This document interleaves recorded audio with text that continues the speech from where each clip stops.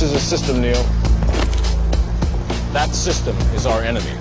But when you're inside, you look around, what do you see? Businessmen, teachers, lawyers, carpenters, the very minds of the people we are trying to save. But until we do, these people are still a part of that system, and that makes them our enemy. You have to understand, most of these people are not ready to be unplugged. And many of them are so inert, so hopelessly dependent on the system, that they will fight to protect it. Were you listening to me, Neo? Or were you looking at the woman in the red dress? I was... Look again. Freeze it.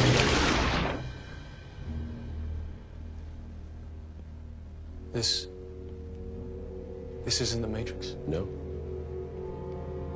It's another training program designed to teach you one thing. If you are not one of us, you are one of them. What are they? Sentient programs. They can move in and out of any software still hardwired to their system. That means that anyone we haven't unplugged is potentially an agent. Inside the Matrix, they are everyone, and they are no one. We have survived by hiding from them, by running from them. But they are the gatekeepers. They are guarding all the doors, they are holding all the keys, which means that sooner or later, someone is going to have to fight them. Someone. I won't lie to you, Neo. Every single man or woman who has stood their ground, everyone who has fought an agent has died. But where they have failed, you will succeed. Why? I've seen an agent punch through a concrete wall. Men have emptied entire clips at them and hit nothing but air. Yet their strength and their speed are still based in a world that is built on rules. Because of that, they will never be as strong or as fast as you can be. What are you trying to tell me? That I can dodge bullets? No, Neo. I'm trying to tell you that when you're ready, you won't have to.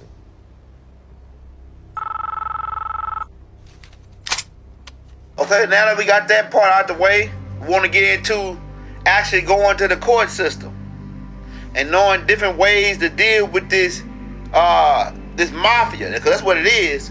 They're doing racketeering. They're doing extortion. They're extorting the American people out of money, right? Some of you people break the law on purpose, and you deserve to be thinking about the law. But you people who just mind your own business, and every now and then you might do a couple miles over the speed limit, or do something do something that's out of your ordinary, and the cops finger you, right? We're giving you legal remedies to use to get out of these situations where they will stay out of your pocket. See what I'm saying?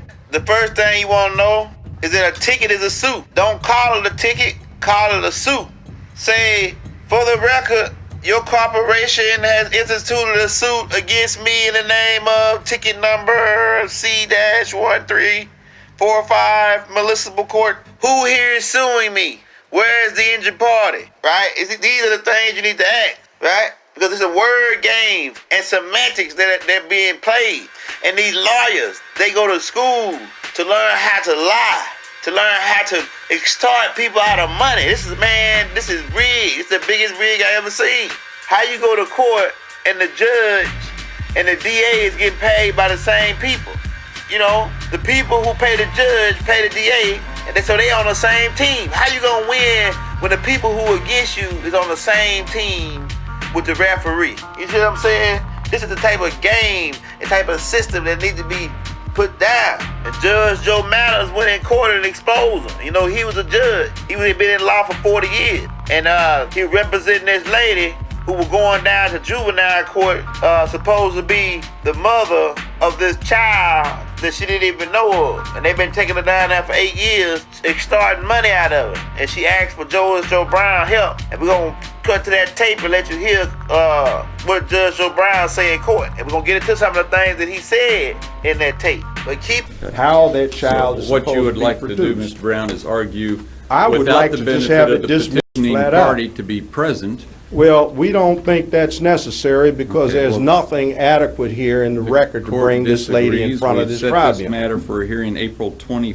Please a.m. just the tribunal, I will file a petition for habeas corpus and close this place down like I did before. If you make her come back Mr. here Brown, one more. you are very close to finding yourself in contempt. Excuse me, on what authority do you sit, by the way? As a former judge here, we have a rule in the 30th Judicial District that says every single magistrate, referee has to be unanimously approved by every circuit, chancery, and criminal court judge. I don't recall that your name's ever been submitted, sir. This tribunal on a general sessions court's authority is insufficient to establish you. Therefore, I challenge your authority to hear it. By the way, what is that, magistrate, sir? With due respect? Mr. Brown, the court finds you in contempt. Here, $10. That's all you got on We'll me. sentence you to 24 You're hours out in the of Shelby it. County The Jail. maximum You may have a seat.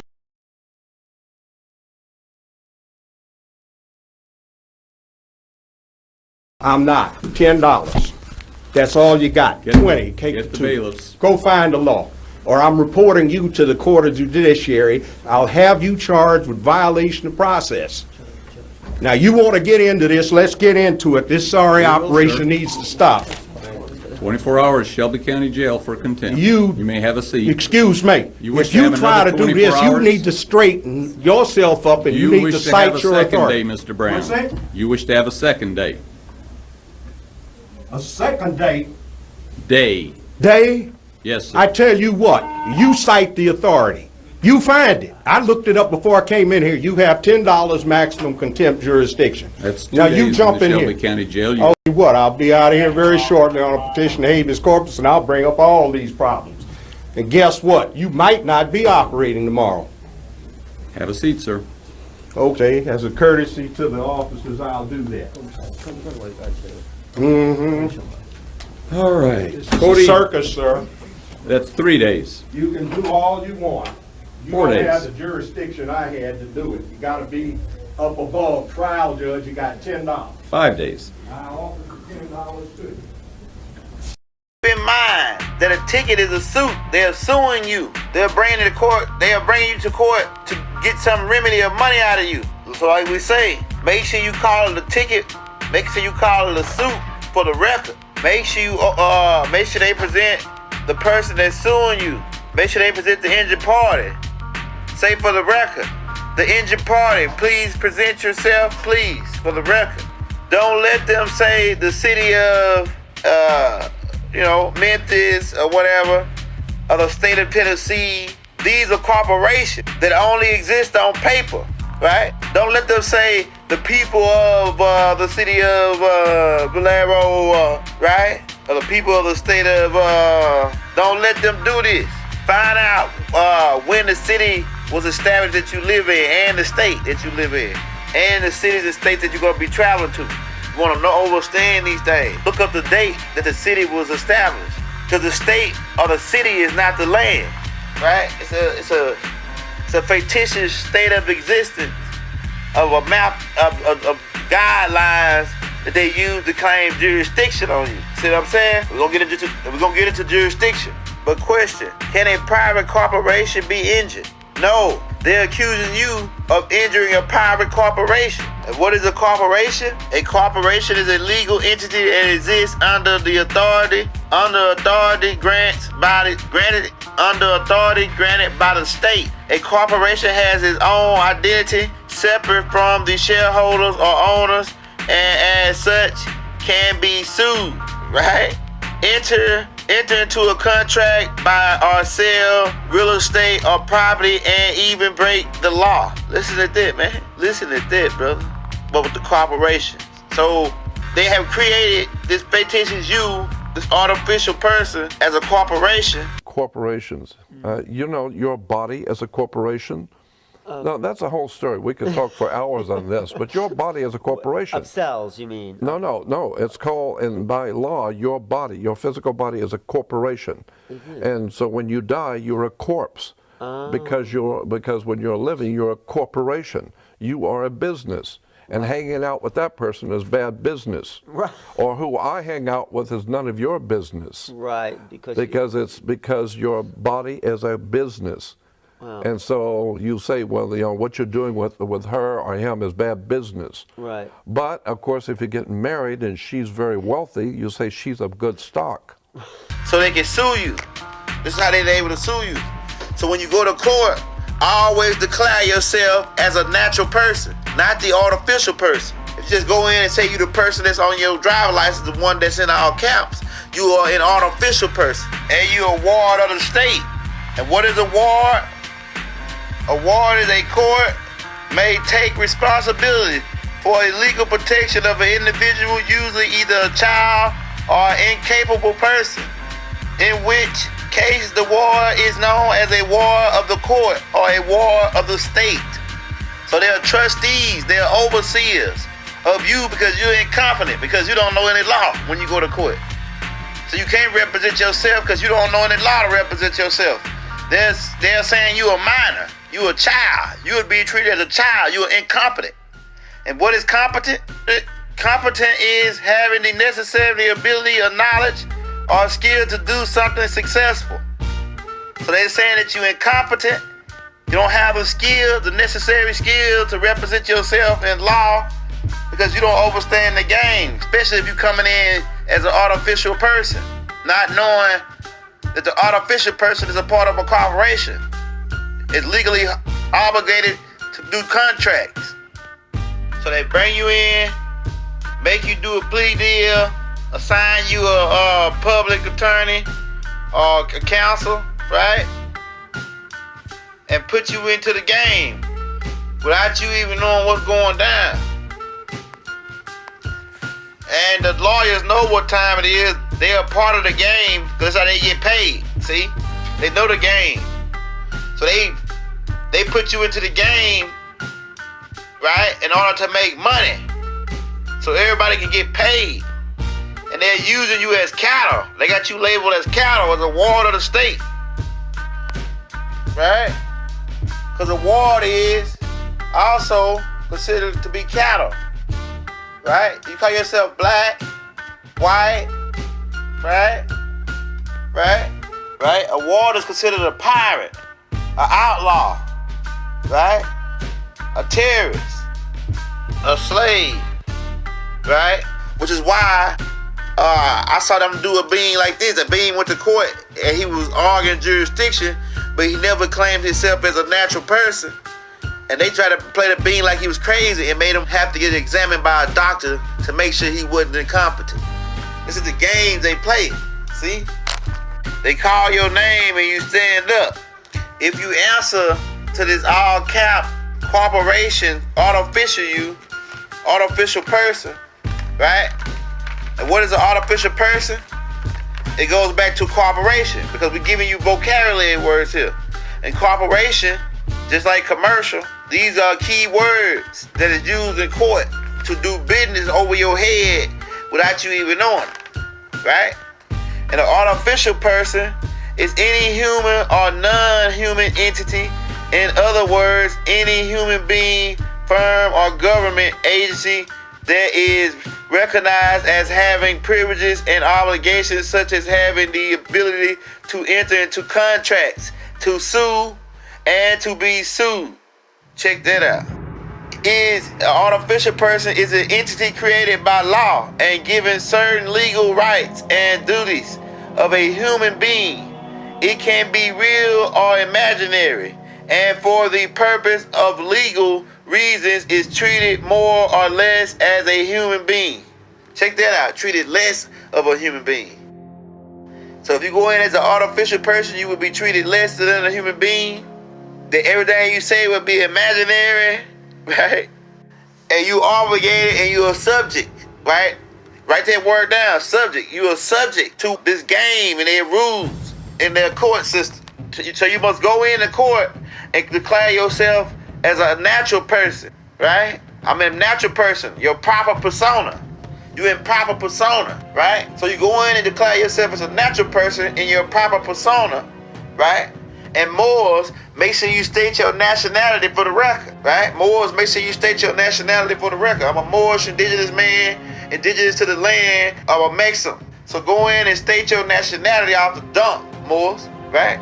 and declare yourself as a natural person, okay? And a natural person is one who has his own legal personality and individual human being, as opposed to a legal person, which is a business or entity or corporation. Man, check that out, right? So after you state your nationality, morals, or just an average being off the street, come in, say you making a special appearance as a natural person in proper persona, morals, you are there.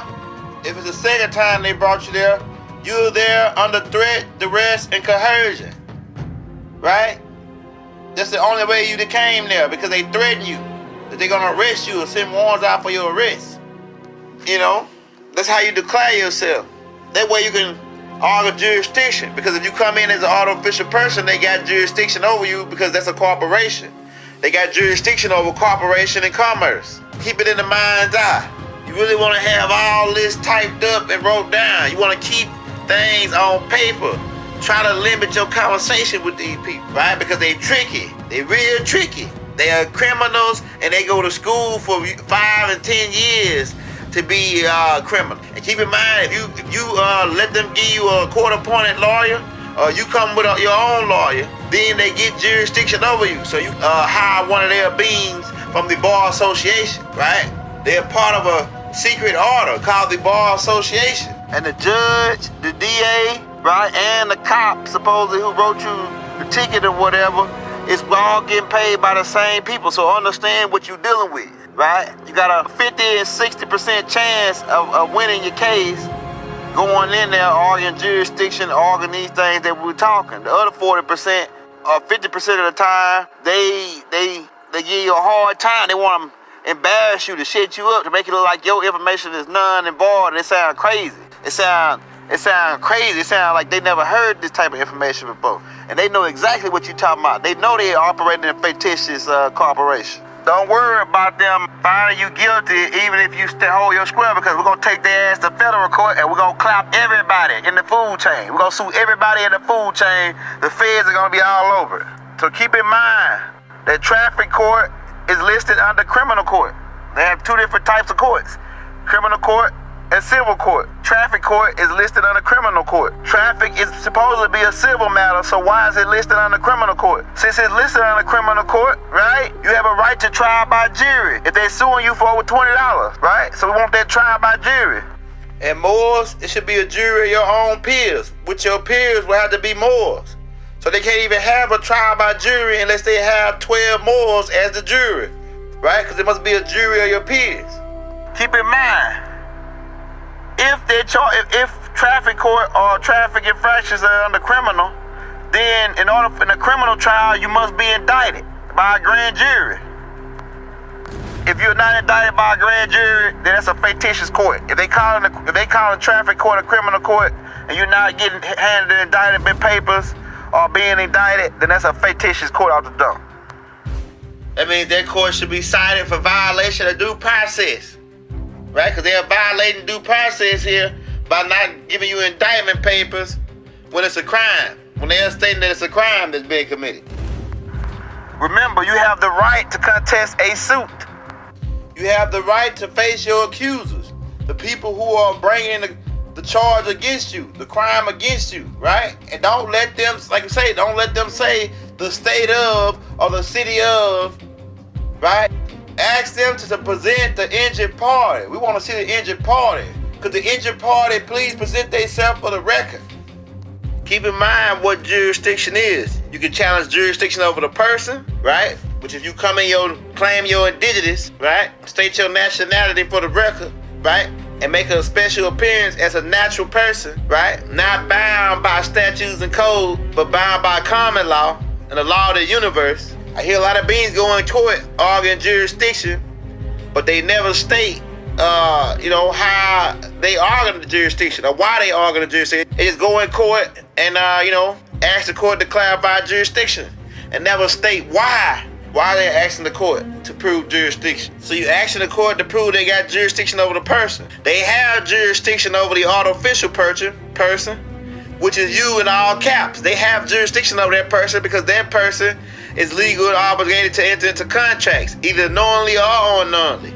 And most of the contracts they got you into, right, is unknowingly. So if you go in claiming you're not the all caps person, you're the natural person and not the artificial corporation that they've created to be able to take you to court, then you can argue jurisdiction. Moors, you also can argue jurisdiction over the person who's bringing the charges against you. If they're coming and they're not in their proper persona, if they're coming in as an artificial person and trying to bring crimes or accusations against you and they're not in their proper persona, right, you can challenge the jurisdiction of the court based on the subject matter, because this being is talking commercial and you're talking civil.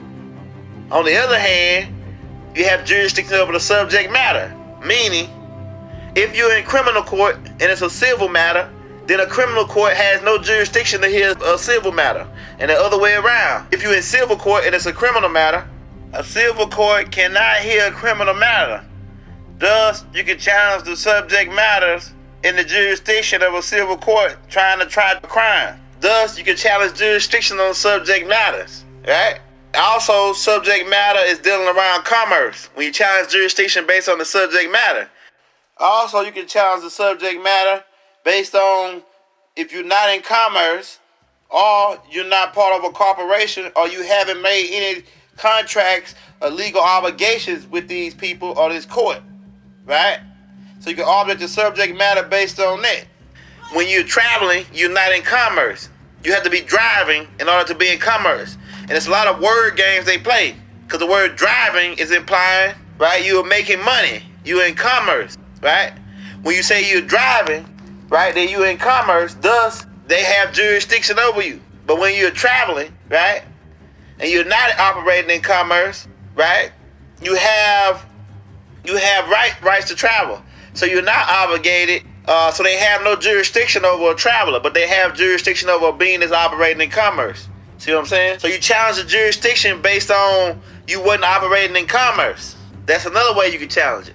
And keep in mind, like we told you, they play semantics, right? They play these word games with you. I had a cop told me, it's not that we don't use the term driving, right? Which they do in court. But he said that we don't use the term driving, right? We use the term operating a motor vehicle. So I got the definition of motor vehicle, and it goes back to commerce.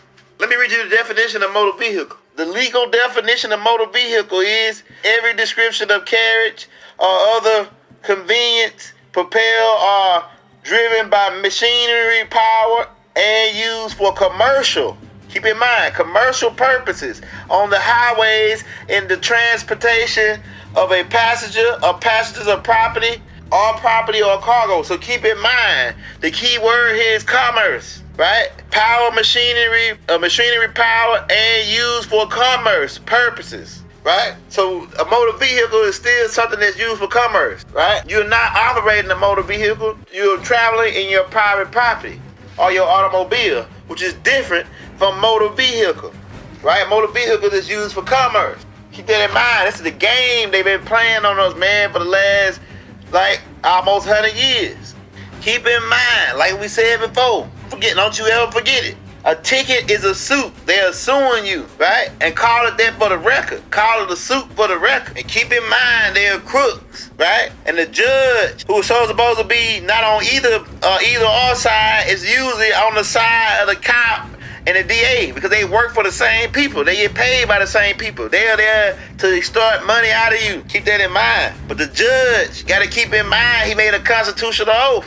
28 U.S. Code, Section 453. The oath and justice, right? The oath of justice, right? Every judge took an oath to uphold the constitutional laws and rights of the people, right? He's obligated to uphold his constitutional oath. So what you want to do is get a copy, print it out, right? And there's two different oaths that they take. The oath to the Constitution and the oath to the Constitution of the state that they residing in. They're supposedly residing in, because they ain't nothing but clerk, right? For the queen. We'll get into all that though. Get a copy of his oath, print it out, and have 2 or 3 copies of that, of the one he got for the state and the one he got for the Constitution of the United States. Enter that into the record for him to reflect upon, right? So he can keep in mind, you know what's going down. After you claim your jurisdiction, You can state these things and make sure you have them written down too. You want to have everything on paper. Like we say, you want to less your conversation. You really want to read all this off paper so you can enter into the record. You know what I'm saying? Just in case you go to court and they say, oh, we lost the recording to the court, or we wasn't filming it, or whatever.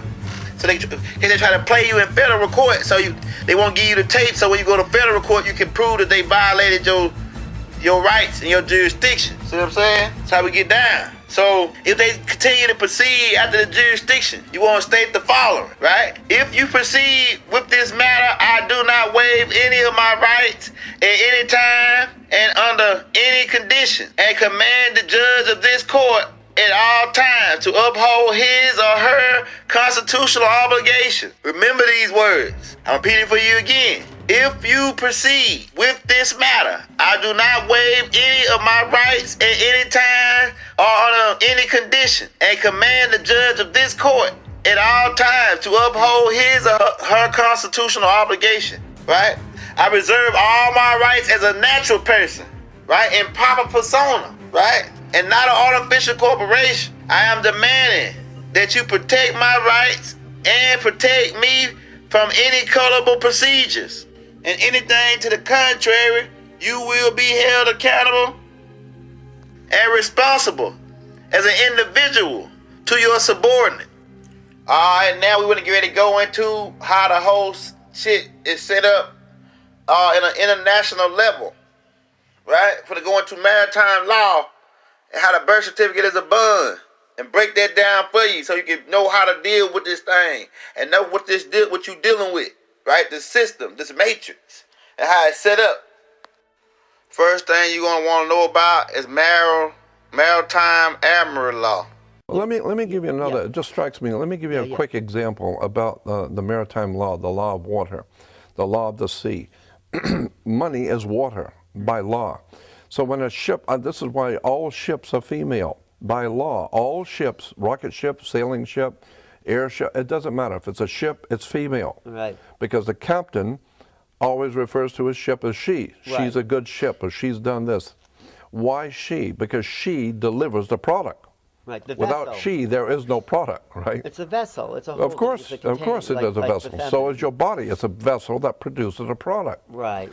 So when the ship pulls into harbor, it stops, and where it parks is called its berth. It's berthing a ship, or she sits in her berth. And every item on that ship, coming out that ship, is money. It's money changing hands. Right. And it came in on water. So it's called. So every piece has to have what is called a certificate of manifest, because she is sitting in her berth. That's why when you were born, I had a birth certificate. your mother's water broke. You were inside a container of water. Her water broke, and you came out, and therefore you have to have a birth certificate. Wow. And it's got to be signed by the dock, because that's where the ship is sitting. The dock is where the ship sits. That is funny. So once you begin to see how the words and terms are all based on maritime admiralty, the law of water, the cash flow, the liquid asset. But is that just in English, the dock, the water? Yeah. Right? An admiral law or maritime law is a body of laws that govern natural issues and private maritime disputes. Admiral law consists of both domestic and law on maritime activities and private international law and governing the relationship between private and parties operating or using ocean-going ships. Check that out. Okay? So one thing you're going to want to know about is what is maritime law and UCC commercial code. Universal Commercial Code. Right? We're living in a maritime law system where your mother signed you over at birth at the hospital when she signed your birth certificate. Your mom gave birth at the dock. Your mom had contractions, put you under a secret contract. And she goes to the maternity ward, which automatically makes you a ward of the state.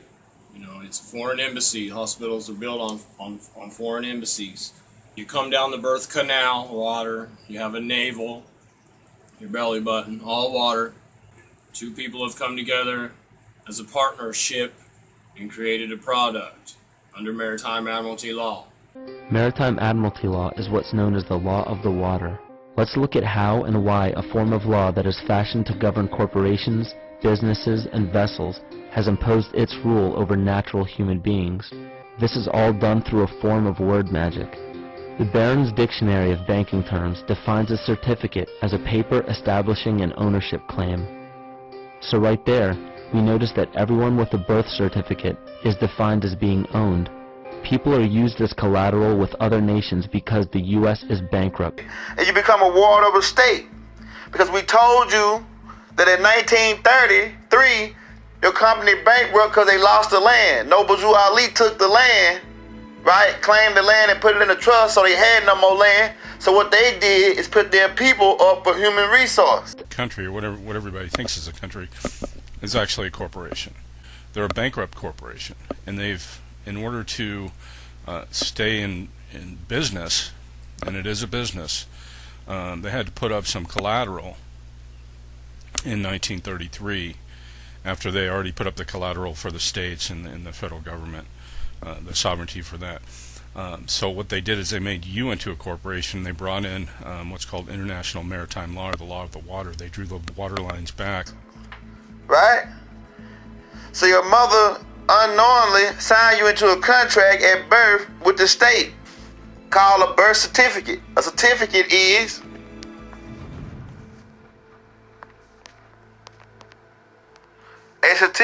an official document attesting a certain fact, provided with or attested in an official document, right? And it's dealing around the British. The British brought all this in because you know you're dealing with the Bar Association, right? You're dealing with maritime law. And this was set up by the Moors long before the British even came into existence. Brutus, right? You must understand what a bonded birth certificate is, right? And what is a bonded birth certificate? In most countries, in fact in all countries, are used as bonds.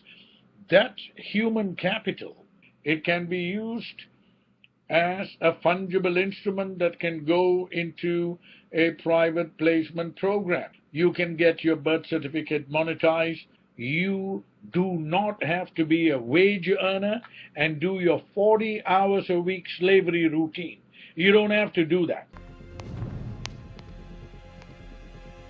It's dealing around the straw man, the bond fraud, right? That the U.S. government and the Treasury Department control bank accounts, often referred to as the U.S. Treasury Directory. They control all U.S. citizens. They can be accessed by submitting paperwork with the state and federal authorities. Whether it's judgments, lawsuits, credit card debt, child support debt, traffic tickets, anything, any violation, any charges with your birth certificate. Why is that?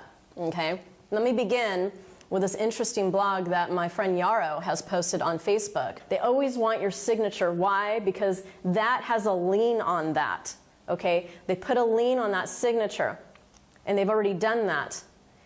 And that signature is worth millions or billions of dollars. I mean, I don't even want to get to that. I would say limitless, because we're limitless. Why is that, you're probably asking? It's because we come from the earth. We come from the earth. And how you're able to forgive their debt, is by signing it with your golden signature. Right, to access this money. So this is dealing around the bond birth certificate, right? And we're gonna bring a couple more guys on to explain it farther to you. In your birth certificate bond that they created when a few days after you was born, that the government has been using for collateral, is you're going to take that and you're going to discharge all of the debt that you're in. If you want to do it for any sort of bank loan, you could do it. If you want to do it for your credit card, your debit card, you could do it. Student loans, I discovered it works for that as well. A birth certificate is a certificate to bag something, right? And it can be used to settle debt. And we're going to break that down for you. Have different segments showing you how to do it, okay? Your birth certificate is being held as a stock on the stock exchange, right? Because like we told you, they put you up for collateral once Noble Drew Ali took the land. Like we told you, you gotta learn how to sign your name because your name is worth money, right? Your signature, right? Especially if you're a Moorish American or more, right? Or you're indigenous man to this land, you rich. Like we told you, right? So understand how to sign your signature as an authorized agent or UCC-1308. How you clear these debts is by using what we call accepted for full value, right? Because you can use to pay this thing to pay your money out of your account that's being held at the U.S. depository, where they have sold you out, right? We're gonna get into that though. Remember, you don't got no money. The green dollars or the money you got in your bank is not real money. Real money is gold and silver, right? And we as Moors know that. After they got jacked, after the land got snatched from them in 1928, right? In 1933, they stopped market crash. They had to put up the people for collateral. Also, they took all the people gold and silver, right? And gave them paper in exchange for it. Called money today. It's not real money. Okay? So Franklin D. Roosevelt in 1933 called all the people to bring their gold, right? And took the money from the U.S. citizens. So the acceptance for full value is paying the money out of your account, right? Because you got $1 million for every year that you were born, right? So if you're 20, you got $20 million. So you can pay your bills and debts with this accepted for value out of your bond account. This on your computer, and then you're just going to print this onto whatever bills you have, and then you can just send them out. It's a great little handy way to do it. And then you have the line to sign it, and then you have something else to write money order. Okay, accepted for value. Right here, you're going to put a line, and you're going to leave that line there because this is where you're going to sign it and date it in blue. Now you're going to put your all cap name, okay? So, I'll use the Jack Rabbit name, okay? You're going to put Jack Rabbit, EXEMPT, number. Who cares if I spell it right? As long as you guys get your bills paid, right? The Social Security number, not your Social Security number. The Social Security number with, without dashes. I've already got my bill printed out. I've got this overlay on it. All right, now I'm going to put money order. Alright, I'm going to write it on there somewhere, okay? That is my order to pay money whenever there happens to be some money available, because there isn't any money. They took all our money in 1933. Returning for value / returning for settlement. Notice to agent is notice to principal. Notice to principal is notice to agent.